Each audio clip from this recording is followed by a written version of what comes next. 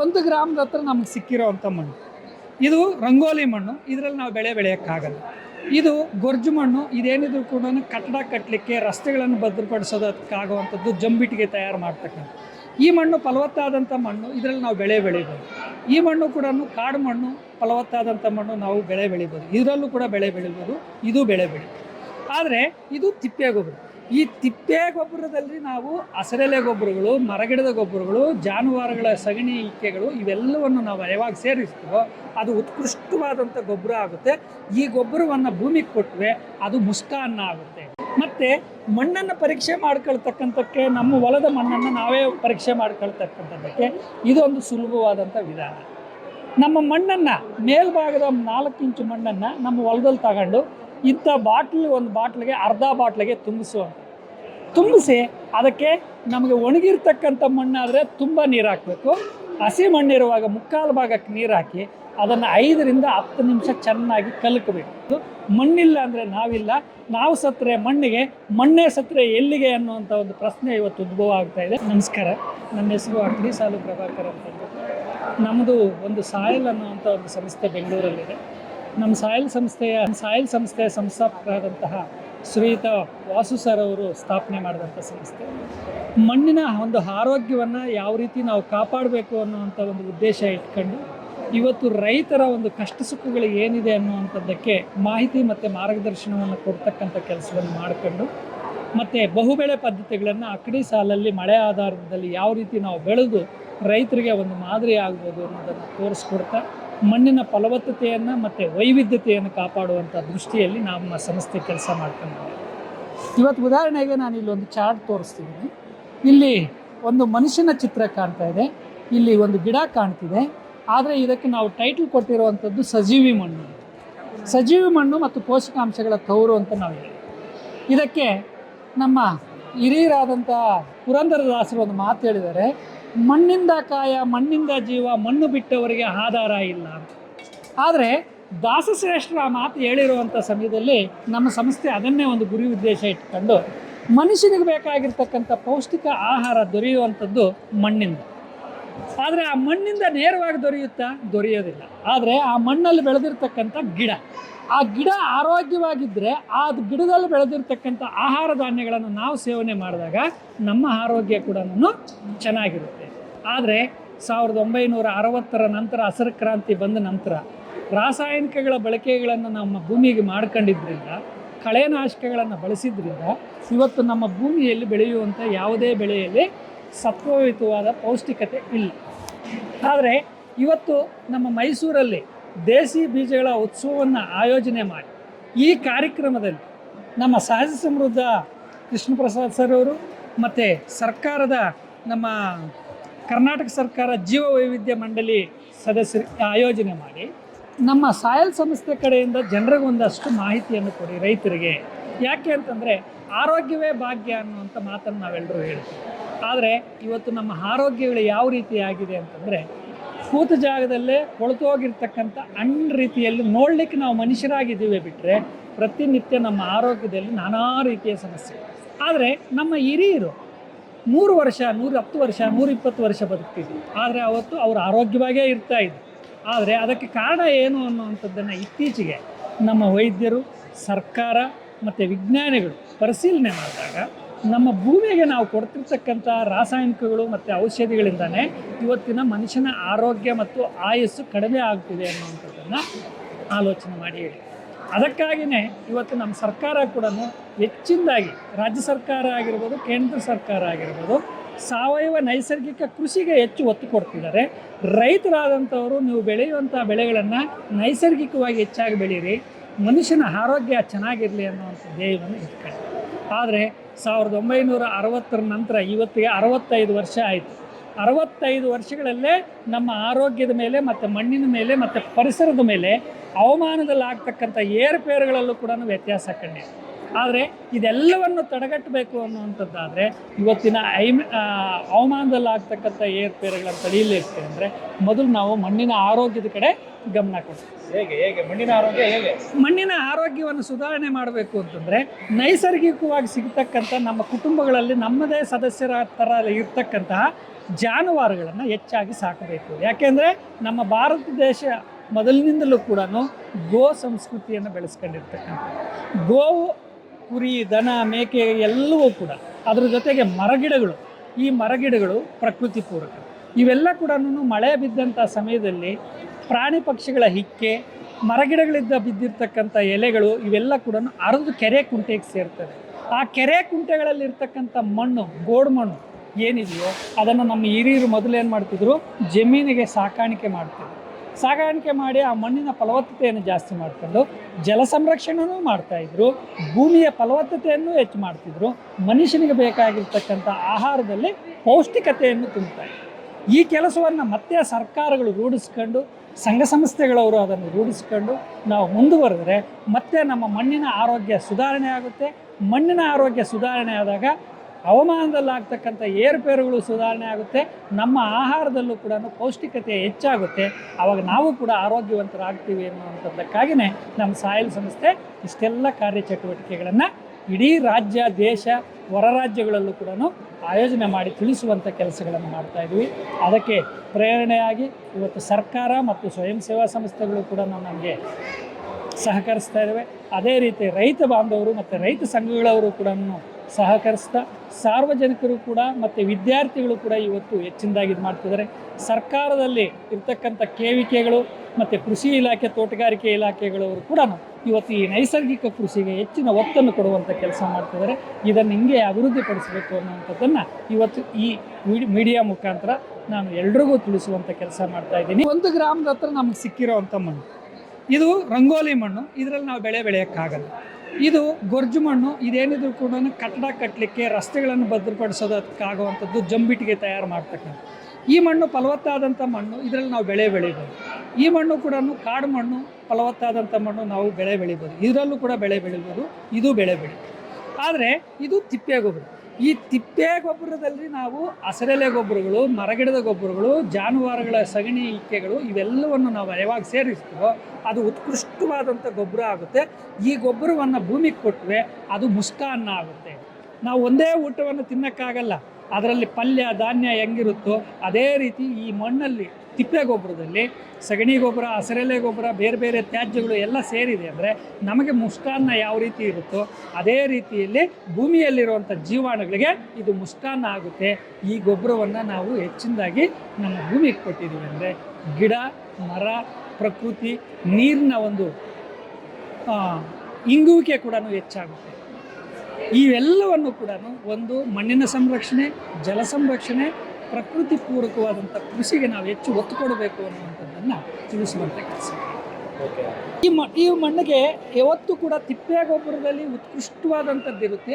ಇದು ಒಂದನ್ನು ನಾವು ಕೊಟ್ಟು ಅದರ ಜೊತೆಗೆ ಕೆಲವೊಂದು ದ್ರವ ಗೊಬ್ಬರಗಳನ್ನು ರೋಗ ಬಾಧೆ ಬರದೇ ಇರುವಂಥ ರೀತಿಯಲ್ಲಿ ಆಕಳುವಿನ ಮೂತ್ರ, ಸಗಣಿ, ಗಂಜಲ ಇವುಗಳಲ್ಲಿ ತಯಾರು ಮಾಡಿಕೊಂಡು ಜೀವಾಮೃತ ಆಗಿರ್ಬೋದು, ತ್ರಿಮೂರ್ತಿ ಟಾನಿಕ್ ಆಗಿರ್ಬೋದು, ಪಂಚಗವ್ಯ ಆಗಿರ್ಬೋದು, ಈ ಥರದ್ದನ್ನು ತಯಾರು ಮಾಡ್ಬೋದು. ಮತ್ತು ಮಣ್ಣನ್ನು ಪರೀಕ್ಷೆ ಮಾಡ್ಕೊಳ್ತಕ್ಕಂಥಕ್ಕೆ, ನಮ್ಮ ಹೊಲದ ಮಣ್ಣನ್ನು ನಾವೇ ಪರೀಕ್ಷೆ ಮಾಡ್ಕೊಳ್ತಕ್ಕಂಥದ್ದಕ್ಕೆ ಇದೊಂದು ಸುಲಭವಾದಂಥ ವಿಧಾನ. ನಮ್ಮ ಮಣ್ಣನ್ನು, ಮೇಲ್ಭಾಗದ 4 ಇಂಚು ಮಣ್ಣನ್ನು ನಮ್ಮ ಹೊಲದಲ್ಲಿ ತಗೊಂಡು ಇಂಥ ಒಂದು ಬಾಟ್ಲಿಗೆ ಅರ್ಧ ಬಾಟ್ಲಿಗೆ ತುಂಬಿಸಿ ಅದಕ್ಕೆ ನಮಗೆ ಒಣಗಿರ್ತಕ್ಕಂಥ ಮಣ್ಣಾದರೆ ತುಂಬ ನೀರು ಹಾಕಬೇಕು. ಹಸಿ ಮಣ್ಣಿರುವಾಗ 3/4 ಭಾಗಕ್ಕೆ ನೀರು ಹಾಕಿ ಅದನ್ನು 5 ರಿಂದ 10 ನಿಮಿಷ ಚೆನ್ನಾಗಿ ಕಲಕಬೇಕು. ಕದಡಿಬಿಟ್ಟು ಆಮೇಲೆ ನಾವು ಒಂದು ಕಡೆ ಇಟ್ಬಿಟ್ಟಿದ್ವಿ ಅಂದರೆ ಆ ಮಣ್ಣು ಸೆಟ್ಲಾಗುತ್ತೆ. ನೋಡಿ, ಇಲ್ಲಿ ಮರಳಿನ ಅಂಶ ತಳಭಾಗದಲ್ಲಿದೆ. ನಮಗೆ ಬರೀ ಇಲ್ಲಿ ಇಷ್ಟೇ ಇದೆ. ಬರೀ ಒಂದು ಮೆಜರ್ಮೆಂಟ್ ಮಾಡಿದಾಗ ನಮಗೆ ಗೊತ್ತಾಗುತ್ತೆ. ಇಲ್ಲಿಂದ ಇಲ್ಲಿವರೆಗೂ ಗೋಡು ಅಂಶ ಇದೆ ಮತ್ತು ಇಲ್ಲಿಂದ ಇದು ಮೇಲೆ ಜೇಡಿ ಅಂಶ ಇದೆ. ನೀರಿನ ಮೇಲೆ ಹೆಚ್ಚು ಕಸ ಕಡ್ಡಿ ತೇಲಿದೆ. ಇದೇ ಸಾವಯವ ಅಂಶ. ಈ ಸಾವಯವ ಅಂಶ ಹೆಚ್ಚು ಭೂಮಿಯಲ್ಲಿದೆ ಅಂದರೆ ಸಾವಯವ ಇಂಗಾಲಾಂಶನೂ ಭೂಮಿಯಲ್ಲಿ ಜಾಸ್ತಿ ಇರುತ್ತೆ. ಸಾವಯವ ಇಂಗಾಲಾಂಶ ವಾತಾವರಣದಲ್ಲಿರಬಾರ್ದು, ಭೂಮಿಯಲ್ಲಿರಬೇಕು. ಆ ಭೂಮಿಯಲ್ಲಿರಬೇಕು ಅನ್ನೋದಾದರೆ ಬೆಳೆಗಳ ಉಳಿಕೆಗಳನ್ನು ನಾವು ಭೂಮಿಗೆ ಸೇರಿಸುವಂಥ ಕೆಲಸವನ್ನು ಮಾಡಬೇಕು. ಆವಾಗ ಮಾತ್ರ ಮಣ್ಣಿನ ಆರೋಗ್ಯ ಸುಧಾರಣೆ, ಮಣ್ಣಿನ ಪರೀಕ್ಷೆಯನ್ನು ನಾವು ಈ ರೀತಿ ಮಾಡಿಕೊಂಡು ನಮ್ಮ ಭೂಮಿಯಲ್ಲಿ ಬೆಳೆಯನ್ನು ಬೆಳೆಯುವಂಥ ಕಾರ್ಯ ಮಾಡಿದ್ದೀವಿ ಅಂದರೆ ಆವತ್ತು ನಾವು ರೈತರು ಒಳ್ಳೆಯದು. ಅಂದರೆ ಎಲ್ಲ ಮಣ್ಣಲ್ಲೂ ಕೂಡ ಎಲ್ಲ ಬೆಳೆನೂ ಬೆಳಿಬೋದಾ ಅಂತಂದರೆ ಸಾಧ್ಯ ಇಲ್ಲ.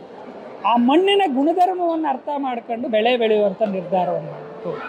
ಈಗ ಬರೀ ಜೇಡಿ ಮಣ್ಣೆ ಇದ್ದು ಬರೀ 10 ಪೈಸೆ ಭಾಗದಷ್ಟು ಮರಳಿದೆ ಅಂತಂದರೆ ಅಲ್ಲಿ ನೀರನ್ನು ಕೇಳುವಂಥ ಬೆಳೆಗಳು, ಭತ್ತ ಆಗಿರ್ಬೋದು, ರಾಗಿ ಆಗಿರ್ಬೋದು, ಕಬ್ಬು ಆಗಿರ್ಬೋದು, ಹತ್ತಿ ಆಗಿರ್ಬೋದು, ಬಾಳೆ ಆಗಿರ್ಬೋದು, ಈ ಥರದ ಬೆಳೆಗಳನ್ನು ಬೆಳೀಬೇಕು.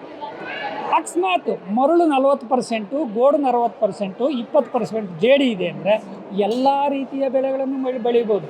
ತರಕಾರಿ ಬೆಳೆಗಳನ್ನು ಬೆಳಿಬೋದು, ಮರ ಆಧಾರಿತ ಬೆಳೆಗಳನ್ನು ಬೆಳಿಬೋದು, ಎಲ್ಲ ರೀತಿಯ ಬೆಳೆಗಳನ್ನು ಬೆಳಿಬೋದು. ಆ ಮಣ್ಣಿನ ಗುಣಧರ್ಮಕ್ಕೆ ಅನುಗುಣವಾಗಿ ಬೆಳೆ ಬೆಳೆಯುವಂಥ ಕೆಲಸವನ್ನು ಮಾಡಿಕೊಂಡ್ರೆ ಅವತ್ತು ರೈತನು ಲಾಭದಾಯಕವಾಗಿರ್ತಾನೆ. ನಮ್ಮ ಪೂರ್ವಜರು ಅದನ್ನು ಅರ್ಥ ಮಾಡ್ಕೊಂಡೇ ಬೆಳೆಗಳನ್ನು ಬೆಳೀತಾ ಇದ್ದಿದ್ದು, ಅವತ್ತು ಅವ್ರು ಯಾರು ನಷ್ಟ ಅನುಭವಿಸ್ತಾರೆ. ಆದರೆ ಇವತ್ತು ನಾವು ಆ ಕೆಲಸವನ್ನು ಮಾಡಬೇಕು ಅನ್ನುವಂಥದ್ದನ್ನು ಈ ಮೀಡಿಯಾ ಮುಖಾಂತರ ನಾನು ತಿಳಿಸುವಂಥ ಕೆಲಸ. ಇಷ್ಟು ಮಣ್ಣು ನಮ್ಮ ತೋಟದ ಮಣ್ಣು. ಹೌದು. ಇದು ಮೇಲಿರೋದು ಬಯೋಮಾಸ್. ಹೌದು. ಹ್ಯೂಮಸ್ ಇದೆಯಾ ಇಲ್ಲಿ? ಹ್ಯೂಮಸ್ ಇದೆ, ಆದರೆ ಅದು ನಮ್ಮ ಕಣ್ಣಿಗೆ ಕಾಣಲ್ಲ. ಹೆಂಗ್ ಗೊತ್ತಾಗುತ್ತೆ ಹ್ಯೂಮಸ್ ಇದೆ? ಹ್ಯೂಮಸ್ ಇದೆ ಅನ್ನುವಂಥದ್ದು ಯಾವತ್ತು ಈ ಸಾವಯವ ಅಂಶ ಹೆಚ್ಚಿರುತ್ತೋ ಅಲ್ಲಿ ಹ್ಯೂಮಸ್ ಇದ್ದೇ ಇರುತ್ತೆ. ಈ ಮೇಲ್ಗಡೆ ಈ ಸಾವಯವ ಅಂಶ ಇಲ್ಲ ಅಂದರೆ ಅದು ಬರೀ ರಾಸಾಯನಿಕಗಳನ್ನು ಹಾಕಿ ಮಾಡಿ ಇರುವಂಥ ಭೂಮಿ, ಅದರಲ್ಲಿ ಹ್ಯೂಮಸ್ ಇಲ್ಲ ಅಂತ. ಈಗ ಇದು ನಾವೇನೇನು ಹಾಕಿರ್ತೀವಿ ಸಾವಯವ ಅಂಶಗಳು, ಕಳೆ ಇಲ್ಲ ಬ್ರಷ್ ಕಟ್ ಹೊಡೆದು ಅಲ್ಲೇ ಎಲ್ಲ ಕೊಳ್ತಿರುತ್ತಲ್ಲ, ಕಳ್ತಿರೋ ಅಂಥದ್ದು ಇಲ್ಲಿ ಮೇಲೆ ತೇಲ್ತಾ ಇರುತ್ತೆ. ಹೌದು. ಅಕಸ್ಮಾತ್ ಅವರು ಹಾಕಿದ್ರೆ ಮಣ್ಣು ಚೆನ್ನಾಗಿಲ್ಲ, ಈ ಬರೀ ಗಲೀಜಿದೆ ಅಂತಂದ್ರೆ ಅರ್ಥ ಏನು? ಇಲ್ಲ, ಇದು ಗಲೀಜು ಅಂತಲ್ಲ. ಈ ಮಣ್ಣಿನ ಸತ್ವವನ್ನು ಹೆಚ್ಚು ಮಾಡುವಂಥದ್ದಕ್ಕೆ ಕೃಷಿ ತ್ಯಾಜ್ಯಗಳನ್ನು ಭೂಮಿಗೆ ಸೇರಿಸುವಂಥ ಕೆಲಸ ಆಗುತ್ತೆ. ಪ್ಲಾಸ್ಟಿಕ್ ಒದ್ದಿಕೆ ಇಂಥವೆಲ್ಲ ಇವತ್ತು ನಾವು ಮಾಡ್ತಿದ್ವಲ್ಲ, ಅದೆಲ್ಲ ಒಳ್ಳೆಯದು. ನಮ್ಮ ಹಿರಿಯರು ಮಾಡ್ತಾ ಇದ್ರಲ್ಲ ನೈಸರ್ಗಿಕ ಕೃಷಿಯಲ್ಲಿ ಮಿಶ್ರ ಬೆಳೆ ಪದ್ಧತಿ, ಅಕ್ಕಡಿ ಸಾಲು ಅನ್ನುವಂಥದ್ದು, ಆ ಪದ್ಧತಿಯನ್ನು ನಾವು ಅಳವಡಿಸ್ಕೊಂಡ್ರೆ ನಮ್ಮ ಮಣ್ಣಲ್ಲಿ ತಾನೇ ಇದು ಸೃಷ್ಟಿಯಾಗುತ್ತೆ. ಯಾಕೆಂದರೆ ಅಕ್ಕಡಿ ಸಾಲು ನಾವು ಮಾಡಿದ್ದೀವಿ ಅಂದರೆ 16 ಬೆಳೆಗಳಿರ್ತವೆ. 16 ಬೆಳೆಗಳು ಕೂಡ ಸೀಸನ್ ವೈಸ್ ಕ್ರಾಪ್ಸ್ ಬರುತ್ತೆ. ಅದರ ಕಡ್ಡಿ ಎಲೆ ಎಲ್ಲ ಕೂಡ ಭೂಮಿಗೆ ಸೇರುತ್ತೆ. ಭೂಮಿಯಲ್ಲಿ ಯಾವಾಗ ಹೆಚ್ಚು ಕಸ ಕಡ್ಡಿ ಸೇರುತ್ತೋ ಅಲ್ಲಿ ಜೀವಾಂಶ ಇರುತ್ತೆ. ಜೀವಾಂಶ ಎಲ್ಲಿ ಜಾಸ್ತಿ ಇರುತ್ತೋ ಅಲ್ಲಿ ಸಾರಾಂಶ ಜಾಸ್ತಿ ಇರುತ್ತೆ. ಹೇಗೆ ಅಂದರೆ ನಾವು ಊಟ ಮಾಡಿದ್ದೀವಿ ಅಂದರೆ ಮಲಮೂತ್ರ ಮಾಡ್ತೀವಿ. ಪ್ರಾಣಿಗಳು ಕೂಡ ಭೂಮಿಯಲ್ಲಿರುವಂಥ ಸೂಕ್ಷ್ಮಾಣುಜೀವಿಗಳು ಕೂಡ ಮಲಮೂತ್ರ ಮಾಡುತ್ತೆ. ಗಿಡಕ್ಕೆ ಬೇಕಾಗಿರುವಂಥದ್ದು ತೇವಾಂಶ ಮತ್ತು ಸಾರಾಂಶ. ಆದರೆ ನಾವೇನು ಮಾಡ್ತೀವಿ, ತೇವಾಂಶ ಮತ್ತು ಸಾರಾಂಶವನ್ನು ಸಮರ್ಪಕವಾಗಿ ಕೊಡದೆ ರಾಸಾಯನಿಕಗಳನ್ನು ಹೆಚ್ಚು ನೀರನ್ನು ಕೊಟ್ಟಾಗ ಭೂಮಿನೂ ಹುಳಿಯಾಗಿ ಹಾಳಾಗುತ್ತೆ. ಮತ್ತು ನಮ್ಮ ಮಣ್ಣಲ್ಲಿ pH ವ್ಯಾಲ್ಯೂ ಇವೆಲ್ಲ ಕೂಡ ಕಡಿಮೆ ಆಗ್ತದೆ. ಇವೆಲ್ಲ ಆಗದೇ ಇರುವಂಥದ್ದಕ್ಕೆ ತಡೆಯುವಂಥ ಶಕ್ತಿನೇ ಈ ಬೆಳೆ ಉಳಿಕೆಗಳು ಮತ್ತು ತಿಪ್ಪೆ ಗೊಬ್ಬರದಲ್ಲಿರುವಂಥ ಅದೇ ಈ ಮೇಲ್ಪದರ. ಹೌದು. ಮತ್ತು ಆ ಮೇಲ್ಪದರ ಇರೋದ್ರಿಂದ ಮಳೆ ಬಿದ್ದಂಥ ಸಮಯದಲ್ಲಿ ಮಳೆ ನೀರನ್ನು ಹೆಚ್ಚಿನದಾಗಿ ಹೀರ್ಕೊಳ್ಳುತ್ತೆ, ಅಬ್ಸರ್ವ್ ಮಾಡುತ್ತೆ. ಅದು ಹೀರ್ಕೊಂಡು ಭೂಮಿನಲ್ಲಿ ಕೊಟ್ಟಾಗ ಅಂತರ್ಜಲನೂ ಜಾಸ್ತಿ ಆಗುತ್ತೆ. ಈ ಹ್ಯೂಮಸ್ ಇಲ್ಲ ಅನ್ನೋವಂಥದ್ದು ಮತ್ತು ಇದಿಲ್ಲ ಅನ್ನೋ ಕಡೆ ಬಿದ್ದ ಕೂಡಲೇ ಮಳೆ ನೀರೇನು ಮಾಡುತ್ತೆ, ಹರಿದು ಹೊರಟೋಗುತ್ತೆ. ಆವಾಗ ಭೂಮಿಯಲ್ಲಿ ನೀರು ಹಿಂಗಲ್ಲ, ಅಂತರ್ಜಲನೂ ಕಡಿಮೆ ಆಗುತ್ತೆ, ಕೂಡ ಕೊಚ್ಕೊ ಹೋಗುತ್ತೆ. ಹಾಗಾಗಿ ಮಣ್ಣಿನ ಫಲವತ್ತತೆ ಹೋಗುತ್ತೆ. ಮಣ್ಣಿನ ಫಲವತ್ತತೆ ನೇರವಾಗಿ ನಾವು ಯಾವಾಗ ಬಿಟ್ಟಿರ್ತೀವಿ ಅದಕ್ಕೆ ಇಲ್ಲದೆ ಮಳೆ ಬಿದ್ದಂಥ ಸಮಯದಲ್ಲಿ ಮಣ್ಣಿನ ಕಣಗಳು ಚೆದರಿ ಹೊರಟೋಗ್ತದೆ. ಮತ್ತು ಹಿರಿಯರು ಮೊದಲು ಏನು ಮಾಡ್ತಿದ್ರು, ಬದುಗಳನ್ನು ಮಾಡ್ತಿದ್ರು. ಆದರೆ ಇವತ್ತು ನಾವೆಲ್ಲರೂ ಕೂಡ ಬದುಗಳನ್ನು ಕೂಡ ಇಟ್ಟಿಲ್ಲ. ಮಳೆ ಬಂದ ಕೂಡಲೇ ಟನ್ಗಟ್ಟಲೆ ಮೇಲ್ಮಣ್ಣು ಕೊಚ್ಕೊಂಡು ಹೋಗ್ತದೆ. ನೀವು ಈ ಚಿತ್ರದಲ್ಲಿ ನೋಡ್ಬೋದು ಮೇಲ್ಮಣ್ಣು ಯಾವ ರೀತಿ ಮಳೆ ಬಿದ್ದಂಥ ಸಮಯದಲ್ಲಿ ಹರಿದು ಹೋಗ್ತಾ ಇದೆ. 1 ಎಕರೆ ಜಮೀನಲ್ಲಿ ಒಂದು ಸಾರಿ ಮಳೆ 1 ಸೆಂಟಿಮೀಟ್ರ್ 2 ಸೆಂಟಿಮೀಟ್ರ್ ಮಳೆ ಬಂದರೆ 4 ರಿಂದ 5 ಟನ್ನಿನಷ್ಟು ಮೇಲ್ಮಣ್ಣು ಕೊಚ್ಕೊಂಡು ಹೋಗ್ತಾ ಇದೆ. ಇದಕ್ಕೆ ಇವತ್ತು ನಮ್ಮ ಸರ್ಕಾರಗಳು ಗಮನಿಸಿ ಕಾಂಟೂರ್ ಬಂಡಿಂಗ್ ಸಿಸ್ಟಮ್ ಅನ್ನುವಂಥದ್ದು ಏನಿದೆಯೋ ಈ ಥರ ಬಂಡಿಂಗು ಟ್ರಂಚಿಂಗ್ ಮಾಡಿದಾಗ ಆ ಮಣ್ಣು ಕೊಚ್ಕೊಂಡು ಹೋಗುವಂಥದ್ದು ಕಡಿಮೆ ಆಗ್ತದೆ. ನಮ್ಮ ಬೆಳೆಗಳು ಕೂಡ ಕಾಂಟೂರ್ ಬಂಡ್ಸ್ ಟ್ರೆಂಚ್ ಮಾಡಬೇಕು, ಮೇಲ್ ತನಕ ಹಾಕಿದಾಗ ಬರಬಾರ್ದು, ಆವಾಗ ಬರಬಾರ್ದು. ನೀರು ನಿಲ್ಲುತ್ತೆ, ಮಣ್ಣು ಇದಾಗುತ್ತೆ, ಅಂತರ್ಜಲನೂ ವೃದ್ಧಿ ಆಗುತ್ತೆ. ಅದೇ ರೀತಿಯಲ್ಲಿ ನೋಡಿ ಇಲ್ಲಿ ನೀವು ನೋಡ್ಬೋದು, ನಮ್ಮ ಮಣ್ಣಿಗೆ ಸಾವಯವ ಅಂಶಗಳನ್ನು ಹಾಕಿದಾಗ ಈ ರೀತಿಯ ಜೀವಾಣುಗಳೆಲ್ಲ ಕೂಡ ಮಣ್ಣಲ್ಲಿ ಉತ್ಪತ್ತಿಯಾಗುತ್ತೆ. ನಮ್ಮ ವೈವಿಧ್ಯತೆಯನ್ನು ಕಾಪಾಡುವಂಥದ್ದು ಕಡಿಮೆ. ಅದೇ ರೀತಿ ನಮ್ಮ ಬಹುಬೆಳೆ ಪದ್ಧತಿಯನ್ನು ಅಕ್ಕಡಿಯನ್ನು ಬೆಳೆದಾಗ ನೇರವಾಗಿ ಸೂರ್ಯನ ಬಿಸಿಲು ಬೆಳೆ ಮೇಲೆ ಬೀಳುತ್ತೆ, ಭೂಮಿಗೆ ಬೀಳಲ್ಲ. ಭೂಮಿಯಲ್ಲಿರುವಂಥ ಜೀವಾಣುಗಳು ಕೂಡ ಉತ್ಪತ್ತಿ ಆಗುತ್ತೆ. ಭೂಮಿಯಲ್ಲಿ ಹೆಚ್ಚು ದಿನಗಳ ಕಾಲ ತೇವಾಂಶನೂ ಇರುತ್ತೆ. ಈ ವೈವಿಧ್ಯತೆಯನ್ನು ನಾವು ಕಾಪಾಡಿದಾಗ ಇಷ್ಟೆಲ್ಲ ಅನುಕೂಲಗಳು ನಮಗೆ ಸಿಗುತ್ತೆ. ಇದನ್ನು ನಾವು ಮಾಡ್ಕೊಂಡ್ರೆ ನೋಡಿ, ಇದು ಇಂಜಿನಿಯರ್ ಅಂತೇಳಿ ಕರಿತೀವಿ. ಇವತ್ತು ನಮ್ಮ ಪ್ರಕೃತಿಯಲ್ಲಿ ಎರೆಹುಳುವನ್ನು ನಾವೆಲ್ಲರೂ ರೈತನ ಮಿತ್ರ ಅಂತ ಕರಿತೀವಿ. ಆದರೆ ಈ ರಾಸಾಯನಿಕ ಗೊಬ್ಬರಗಳು ಆಗ್ತಾ ಇರೋದ್ರಿಂದ ಎರೆಹುಳು ಎಲ್ಲನೂ ಕೂಡ ತಟಸ್ಥವಾಗಿ ಇದೆ.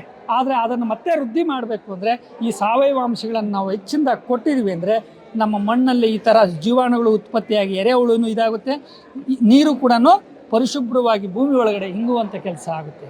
ಮತ್ತು ನೋಡಿ, ಈ ಮಣ್ಣೇ ಮೂಲ, ಮಣ್ಣಿಲ್ಲ ಅಂದರೆ ನಾವೇನು ಇಲ್ಲ ಅನ್ನುವಂಥದ್ದಕ್ಕೆ ಇದೊಂದು ಚಾರ್ಟು. ಈ ಚಾರ್ಟ್ ಮುಖಾಂತರ ನಾವು ನೋಡ್ತಾ ಹೋದರೆ ಇಲ್ಲಿ ನೋಡಿ, ಮಣ್ಣಿನಿಂದ ಕೈಗಾರಿಕೆಗಳಾಗಿರ್ಬೋದು, ಆಹಾರ ಧಾನ್ಯ ಆಗಿರ್ಬೋದು, ಎಲ್ಲವೂ ಕೂಡ ಮಣ್ಣಿನಿಂದನೇ ಇರುವಂಥದ್ದು. ಮಣ್ಣಿಲ್ಲ ಅಂದರೆ ನಾವಿಲ್ಲ, ನಾವು ಸತ್ತರೆ ಮಣ್ಣಿಗೆ, ಮಣ್ಣೇ ಸತ್ತರೆ ಎಲ್ಲಿಗೆ ಅನ್ನುವಂಥ ಒಂದು ಪ್ರಶ್ನೆ ಇವತ್ತು ಉದ್ಭವ ಆಗ್ತಾ ಇದೆ. ಅದಾಗಬಾರ್ದು ಅನ್ನೋದಕ್ಕೆ ಸರ್ವಜ್ಞರು ಒಂದು ಮಾತು ಹೇಳ್ಯಾರ, ಕೋಟಿ ವಿದ್ಯೆಗಳಿಗಿಂತ ಮೇಟಿ ವಿದ್ಯೆಯೇ ಮೇಲು ಕೋಟಿಯಂ ಸಾಮ್ರಾಟ ಬಲ್ಲಡಾತ. ನೀನು ಕೋಟ್ಯಾಧಿಪತಿಯಾಗಿರು, ಚಿನ್ನ ವಜ್ರ ನಿನ್ನ ಹತ್ರ ಇರಲಿ, ಯಾವುದನ್ನು ತಿನ್ನಕ್ಕಾಗಲ್ಲ. ಈ ಭೂಮಿಯಲ್ಲಿ ಬೆಳೆದಿರ್ತಕ್ಕಂಥ ಧಾನ್ಯವನ್ನೇ ಮನುಷ್ಯ ತಿಂದು ಬದುಕಬೇಕು, ಬಿಟ್ಟರೆ ಬೇರೆ ಇನ್ಯಾವುದನ್ನು ಆಗಲ್ಲ ಅನ್ನುವಂಥದ್ದನ್ನು ಹೇಳಿದ್ದಾರೆ. ಮತ್ತು ಪುರಂದರದಾಸರು ಒಂದು ಮಾತು ಹೇಳಿದ್ದಾರೆ, ಮಣ್ಣಿಂದ ಕಾಯ ಮಣ್ಣಿಂದ ಜೀವ, ಮಣ್ಣು ಬಿಟ್ಟವರಿಗೆ ಆಧಾರ ಇಲ್ಲ ಅಂತ. ಈ ಪ್ರಪಂಚದಲ್ಲಿ ನಾವು ಯಾರೇ ಆಗಿರ್ಬೋದು, ಪ್ರಾಣಿ ಪಕ್ಷಿ ಮರ ಗಿಡ ಎಲ್ಲವೂ ಕೂಡ ಈ ಮಣ್ಣಿನ ಮೇಲೇ ಸೃಷ್ಟಿಯಾಗಬೇಕು. ಮಣ್ಣಿಲ್ಲ ಅಂದರೆ ನಾವಿಲ್ಲ. ಅದಕ್ಕಾಗಿ ಮಣ್ಣನ್ನು ಆರೋಗ್ಯವಾಗಿ ಇಟ್ಕೋಬೇಕು ಅನ್ನುವಂಥ ಒಂದು ವಿಚಾರವನ್ನು ನಮ್ಮ ಸಾಯಿಲ್ ಸಂಸ್ಥೆ ಕಡೆಯಿಂದ ಇವತ್ತು ನಮ್ಮ ಮೈಸೂರಲ್ಲಿ ನಡೆಯುತ್ತಿರ್ತಕ್ಕಂಥ ದೇಶೀಯ ಬೀಜೋತ್ಸವದಲ್ಲಿ ಒಂದು ಸ್ಟಾಲ್ ಹಾಕಿ ನಾವು ಮಾಹಿತಿ ಮಾರ್ಗದರ್ಶನವನ್ನು ಕೊಡುವಂಥ ಕೆಲಸವನ್ನು ಮಾಡ್ತಾಯಿದ್ದೀವಿ. ಇವತ್ತು ನಮ್ಮ ರೈತ ವರ್ಗ, ಯಾಕೆ ಅಂತಂದರೆ ರೈತ ಈ ದೇಶದ ಬೆನ್ನೆಲುಬು. ನಾವು ರೈತರಾದಂಥವರು ನಮ್ಮ ಹಿರಿಯರು ಮಾಡ್ತಾ ಇದ್ದಂಥ ನೈಸರ್ಗಿಕ ಮತ್ತು ಸಾವಯವ ಕೃಷಿ ಆಗಿತ್ತು, ಅದೇ ರೀತಿಯಲ್ಲಿ ಮತ್ತೆ ನಾವು ಮರಳಬೇಕು. ಆ ಥರ ಮರಳಿಲ್ಲ ಅಂತಂದರೆ ನಮ್ಮ ಮಕ್ಕಳಿಗೆ ನಾವು ವಿಷವಾದಂಥ ಭೂಮಿಯನ್ನು ಕೊಟ್ಟು, ವಿಷವಾದಂಥ ಆಹಾರವನ್ನು ಕೊಟ್ಟು ಅವರು ಆಸ್ಪತ್ರೆಗಳ ಸುತ್ತುವಂಥ ಕೆಲಸ ಆಗಬಾರ್ದು. ಈ ನೈಸರ್ಗಿಕ ಕೃಷಿಗೆ ಮತ್ತೆ ನೀವು ಮನ್ನಣೆ ಕೊಟ್ಟು ನಮ್ಮ ನೈಸರ್ಗಿಕ ಕೃಷಿಯಲ್ಲಿ ಭೂಮಿಯ ಫಲವತ್ತತೆಯನ್ನು ಹೆಚ್ಚು ಮಾಡಿ ನಮ್ಮ ಆರೋಗ್ಯಗಳನ್ನು ಕಾಪಾಡಿಕೊಳ್ಳತಕ್ಕದ್ದಕ್ಕೆ ರೈತರೆಲ್ಲರೂ ಕೂಡ ಒಟ್ಟಾಗಿ ಸರ್ಕಾರ ಮತ್ತು ಸ್ವಯಂ ಸೇವಾ ಸಂಸ್ಥೆಗಳು, ರೈತರು ಒಗ್ಗೂಡಿ ಕೆಲಸ ಮಾಡಬೇಕು ಅನ್ನುವಂಥದ್ದನ್ನು ನಾನು ಈ ಒಂದು ಮಾಹಿತಿ ಮಾರ್ಗದರ್ಶನದಲ್ಲಿ ಇವತ್ತು ನಮ್ಮ ಈ ಯೂಟ್ಯೂಬ್ ಚಾನಲ್ ಮುಖಾಂತರ ಎಲ್ರಿಗೂ ತಿಳಿಸುವಂಥ ಕೆಲಸ ಮಾಡ್ತಾಯಿದ್ದೀನಿ. ನನ್ನ ಹೆಸರು ಅಕ್ಲಿ ಸಾಲು ಪ್ರಭಾಕರ್, ನಮ್ಮದು ಕೋಲಾರ ಜಿಲ್ಲೆ ಮುಳಬಾಗಿಲು ತಾಲೂಕು ತೊಂಡಹಳ್ಳಿ ಗ್ರಾಮ.